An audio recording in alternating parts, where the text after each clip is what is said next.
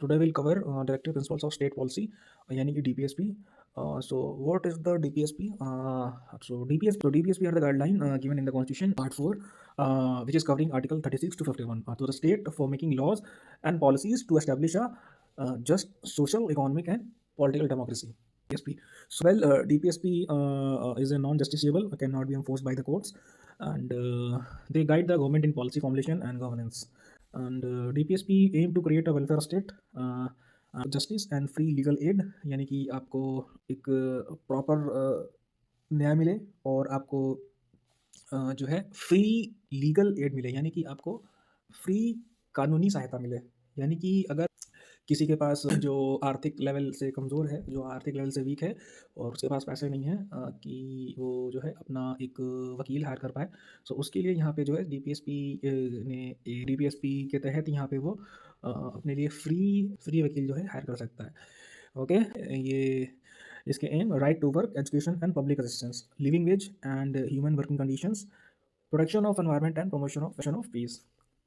So if simply we know what the DPSP is, so DPSP are the moral and political obligations of the state to ensure people's welfare and social justice. Okay, so this is called DPSP, and now we'll cover what are the articles of the DPSP. So one by one we'll cover the articles. So we will cover only, we will by the way I'm covering all the articles, but you focus on the most important articles which are important for the, which are beneficial for the exam point of view, with perspective of management training HR. Okay, so management training HR से related जितने भी यहाँ पर articles आपके constitution से पूछे जाते हैं वो यहाँ पर जो है आपको जानना जरूरी है। ये तो ठीक है, आप पढ़ रहे हो, इट्स वेल एंड गुड, तो बाकी का भी आना जरूरी है, लेकिन मैनेजमेंट ट्रेनिंग एचआर से रिलेटेड जो भी हैं वो यहाँ पर जो है हम फोकस करेंगे। सो ठीक है, सो पहला जो ये इसका आर्टिकल है वो 36 it defines the state.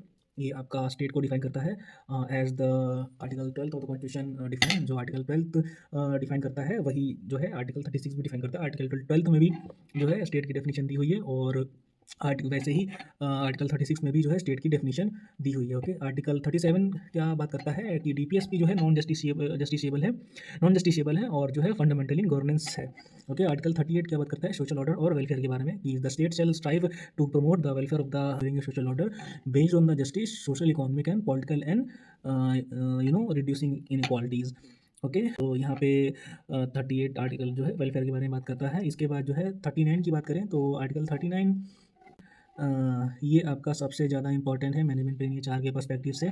The state shell secure the educate means of livelihood, equal pay for equal work, fair distribution of resources and protection of workers and children from exploitation. Okay, तो यहाँ पर article 39 जो है ये आपके management training HR से सबसे ज़्यादा जो है इंपॉर्टेंट, ये अक्सर आपका जो है एग्जाम में पूछ लिया जाता है।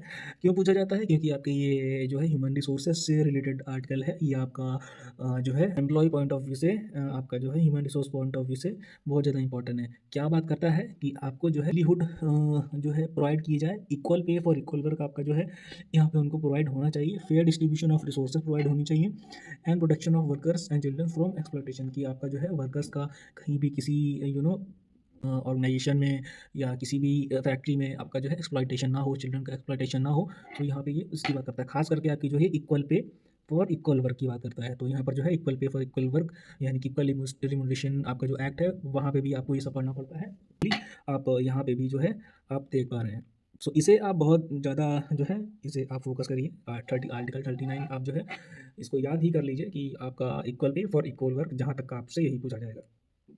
इसके बाद बात करते हैं आर्टिकल 39 की। ये फ्री लीगल एड है। ये आपका जो है मैनेजमेंट ट्रेनिंग एचआर से तो बिल्कुल आएगा, नहीं आ सकता है ये तो हम नहीं कह सकते, लेकिन जहाँ तक का नहीं आएगा इतना ये नहीं, यहाँ नहीं, लीगल के बारे में जो है आपका लीगल वाले सब्जेक्ट में ही पूछा जाएगा, एचआर के सब्जेक्ट में नहीं पूछा जाएगा। वेल, बात कर लेते हैं कि ये कहता क्या है कि the state shall ensure the legal system promote justice on the basis of equal opportunity and provide free legal aid to the poor. Okay, जो यहाँ पर फाइनेंशियली वीक हैं उनके लिए ये जो है फैसिलिटी प्रोवाइड की गई है कि अगर उनको कभी भी ज़रूरत पड़े तो वो अपना वकील फ्री में हायर कर सकते हैं, उनको कोई पैसे देने की ज़रूरत नहीं है।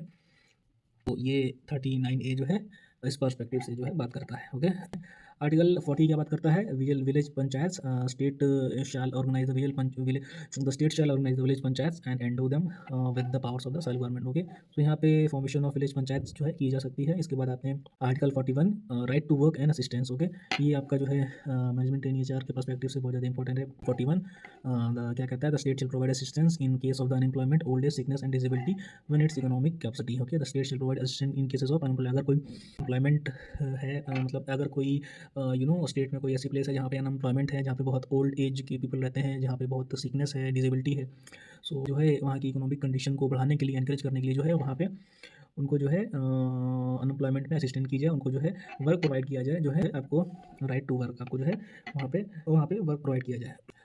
आर्टिकल 42 यहाँ पे क्या बात करता है, ह्यूमन कंडीशंस ऑफ वर्क। तो the state shall ensure the just and human working conditions and provide the maternity leave. Okay, so ये आपका बहुत ज़्यादा इंपॉर्टेंट है, आपका 39, 41 और 42 अब तक का, अभी आगे और देखेंगे।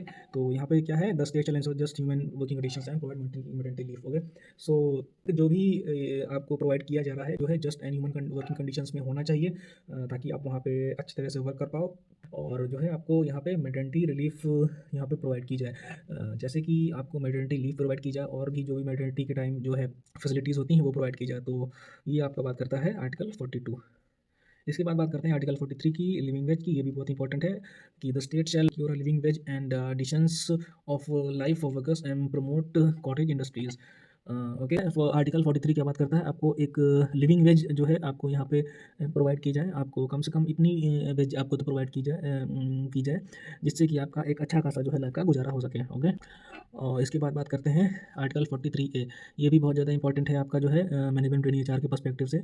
Workers participation, the state shall take steps to ensure the workers participate in the management of industries. तो यहाँ पे जो है वर्कर्स को ये राइट दिया जाता है कि वो आपके जो है मैनेजमेंट में पार्टिसिपेट कर सकते हैं। जैसे कि मैनेजमेंट के जो भी डिसीजन होते हैं, या मैनेजमेंट की जो भी पॉलिसीज़ होती हैं, उसमें मैनेजमेंट का जो भी वर्किंग मैकेनिज़्म होता है, उसमें जो है वर्कर्स का भी यहाँ पे पार्टिसिपेशन हो पाए, ताकि वर्कर्स को जो है उनकी भी बात को यहाँ पर जो है सुना जाए, और उनके वेलफेयर की बात भी यहाँ पर जो है की जाए, तो वो अपनी बात भी यहाँ पर रख सकते हैं। ओके, सो ये था आपका आर्टिकल 43A। इसके बाद आता है आपका आर्टिकल 44। तो ये यूनिफॉर्म सिविल कोड की बात करता है, the state shall endeavour to secure uniform civil code for all the citizens. ये यहाँ पे यूनिफॉर्म सिविल कोड की बात करता है, हालांकि ये इतना इंपॉर्टेंट नहीं है। बाकी आर्टिकल 45 देखते हैं, early childhood care, the state shall provide early childhood care and education for all children below 6 years. ये भी आपका जो है एग्जाम पॉइंट ऑफ व्यू से यहाँ पे नहीं पूछा जाएगा, हालांकि आप याद कर लो, पूछा तो जा सकता है कुछ भी फिर, क्योंकि आपका जनरल नॉलेज में सब कुछ आता है, तो पूछा भी जा सकता है, लेकिन अभी तक का ये वाला जो है क्वेश्चन देखने नहीं मिला है। वेल, ये आर्टिकल 45 में state shall provide the early childhood care and the education for all the children below 6 years of age. तो यहाँ पर जो है जो भी 6 ईयर से कम के जो भी यहाँ पे चिल्ड्रंस हैं, उनका जो है अर्ली चाइल्डहुड केयर यहाँ पर जो है स्टेट गवर्नमेंट जो है प्रोवाइड करेगी, और उसके बाद एजुकेशन उनकी जो है फ्री रहेगी। ये जो है गवर्नमेंट की एक जो है रिस्पॉन्सिबिलिटी है। इसके बाद जो है कल 46 की बात करें, तो वेलफेयर ऑफ SC/STs यहाँ पे जो है बात की गई, the state shall promote the educational and economic interest of SC/STs and weaker sections and protect them from the social justice and exploitation. तो यहाँ पर जो है सोशल जस्टिस एंड एक्सप्लॉयटेशन की यहाँ पर जो है बात की गई है, हालांकि ये एग्जाम में नहीं आएगा। इसके बाद आप आते हैं आर्टिकल जो है 47 पब्लिक हेल्थ के बारे में ये बात करता है, the state shall raise the level of the nutrition, improve public health and prohibit intoxicating drinks and drugs. तो यहाँ पर जो है सरकार की जिम्मेदारी बनती है कि यहाँ पे लेवल ऑफ न्यूट्रिशन को जो है रेज़ किया जाए, और पब्लिक हेल्थ को जो है इम्प्रूव किया जाए, और जो इंटॉक्सिकेटिंग ड्रिंक्स हैं और ड्रग्स वगैरह है उनको जो है बैन किया जाए, प्रोहिबिट किया जाए, क्योंकि कहीं कहीं कुछ प्लेसेस ऐसी हैं कि यहाँ पे जो है जो यंगस्टर्स हैं जो वो नशे की उसमें लत में पड़ जाते हैं, सो विच इज़ वेरी, सो जो कि सही नहीं है। इसके बाद जो है बात करते हैं आर्टिकल 48 की। तो यहाँ पर ये जो है animal agriculture and animal husbandry की बात करता है, ये आपका ज़्यादा इंपॉर्टेंट नहीं है। इसी बात करते हैं आर्टिकल 48 की, एनवायरमेंट प्रोटेक्शन। ये आपका आ सकता है आपका जो है, the state shall protect improve the environment and safeguard the forest and wild life. So फिर उसके बाद आर्टिकल 49 की बात करें, प्रोटेक्शन ऑफ मॉन्यूमेंट्स। यहाँ पे the state shall protect monuments and places of the national importance. तो यहाँ पे जो भी आपके हिस्टोरिकल मॉन्यूमेंट्स हैं and places of national importance हैं, सो उनको यहाँ पर जो है उनकी प्रोटेक्शन की यहाँ पे बात करता है कि उनकी प्रोटेक्ट करें, उनका मेंटेनेंस हो, है ना, टाइम टू टाइम। तो यहाँ पर उनके प्रोटेक्शन की बात की गई है। इसके बाद आर्टिकल 50 की बात करते हैं, separation of judiciary, the state shell separate the judiciary from the executive in the public service. ये भी कोई खास इंपॉर्टेंट नहीं है। इसके बाद आपका आर्टिकल 51 की बात करते हैं, ये आपका पीस की बात करता है, the state shall promote the peace, respect the law and encourage the arbitration. तो ये यहाँ पर आपके जो है डीपीएसपी आपके जो है यहाँ पे कवर हो चुके हैं। सो ये थे आपके जो है डीपीएसपी, ये थे आपके डीपीएसपी के आर्टिकल्स, और जो इंपॉर्टेंट आर्टिकल्स थे वो यहाँ पे हमने देखे हैं। ये आपका आर्टिकल 39 जो है इंपॉर्टेंट था। इसके बाद आपका जो है आर्टिकल 41 जो है यहाँ पे इंपॉर्टेंट था, और इसके बाद आपका आर्टिकल 42 यहाँ पे इंपॉर्टेंट था, 43 और 43A, एंड इसके बाद आपका जो है हाँ। सो यहाँ पे जो है आपके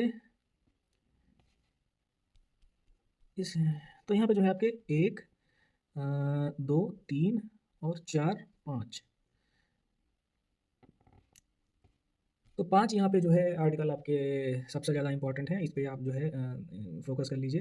ये 5 आर्टिकल आप हमेशा के लिए याद कर लीजिए। तो आपकी मैनेजमेंट ट्रेनिंग एचआर से कभी भी जनरल नॉलेज का पोर्शन आता है तो वो यहाँ पे आपके जो है कवर हो जाएंगे। इससे बाहर का आपसे जीके में तो फिलहाल नहीं पूछ सकते हैं। बाकी आपके जो एक्ट हैं, आपके रिलेटेड एक्ट्स हैं मैनेजमेंट ट्रेनिंग एचआर के कोर्स के, वो आप जो है यहाँ पे कवर कर सकते हैं। तो ये था आज का डीपीएसपी का टॉपिक, और जो कि कवर हो चुका है। इसके अलावा और कोई टॉपिक पे आपको जो है अगर वीडियो चाहिए तो आप मुझे कमेंट सेक्शन में बता दीजिए, मैं आपके लिए वीडियो बना दूंगा। ओके, बाकी तैयारी करते रहिए, और ठीक है, एग्ज़ाम लाइनअप है। ठीक है, चैनल सब्सक्राइब ना किया हो तो सब्सक्राइब कर लीजिए। अगली वीडियो में मिलते हैं। Thank you.